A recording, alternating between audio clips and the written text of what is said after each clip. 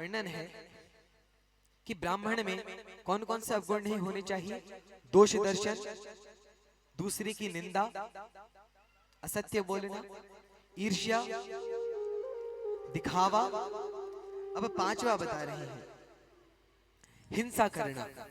अब वो आप मांसाहार खाएं वह भी हिंसा है। यदि आप किसी को मानसिक कष्ट पहुंचाएं, कड़वे वचन बोले, वह भी हिंसा है। मन, कर्म और वाणी, अर्थात मन से भी किसी का बुरा नहीं करना, मुख से भी किसी को बुरा नहीं बोलना, और कर्म तो बुरा करना ही नहीं है, क्रिया से कुछ गलत कार्य करना ही नहीं है। छठा अवगुण बताते हैं जो कि ब्राह्मण में नहीं होना चाहिए, तब उसके वचनों में सामर्थ्य रहेगी। यह ब्राह्मण तो यहाँ कहा गया है, यह सब मनुष्यों के लिए उपदेश है, किसी में भी यह अवगुण नहीं होने चाहिए। और छठा है अभिमान। किसी भी बात का अभिमान नहीं होना चाहिए। अब हम पढ़े लिख जाते हैं तो अभिमान होता है, लेकिन विद्या से मिलना क्या चाहिए? विद्या ददाति विनयम। विद्या तो भैया विनम्रता देती है, अहंकार नहीं देती। और जो विद्या अहंकार दे, जो डिग्रियां अहंकार दे, वह विद्या नहीं अविद्या है।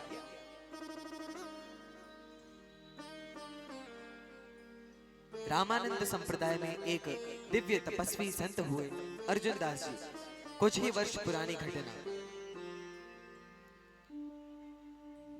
कुछ थोड़े समय पूर्व तक वे थे।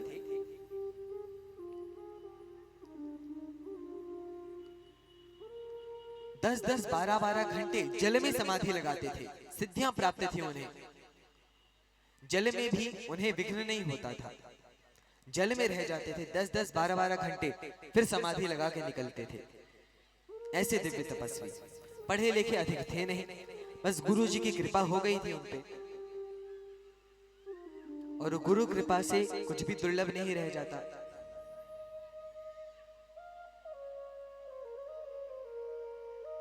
गुरु की कृपा यदि हो जाए तो फिर कुछ भी दुर्लभ नहीं रह जाता।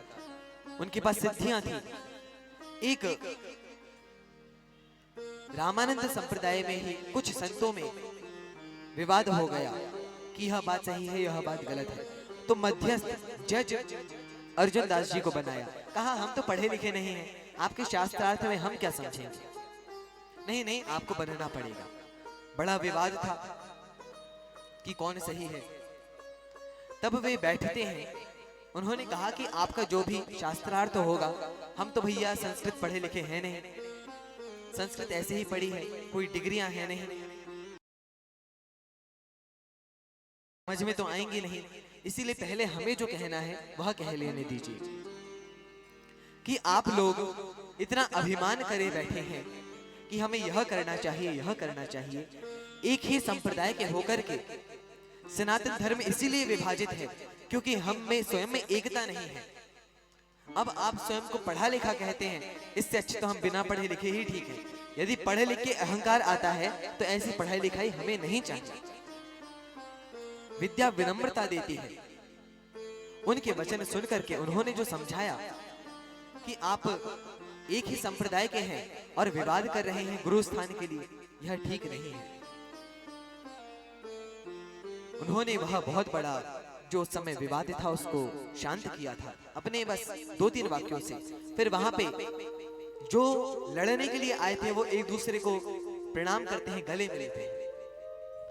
तो अभिमान नहीं होना चाहिए हमारे हृदय में।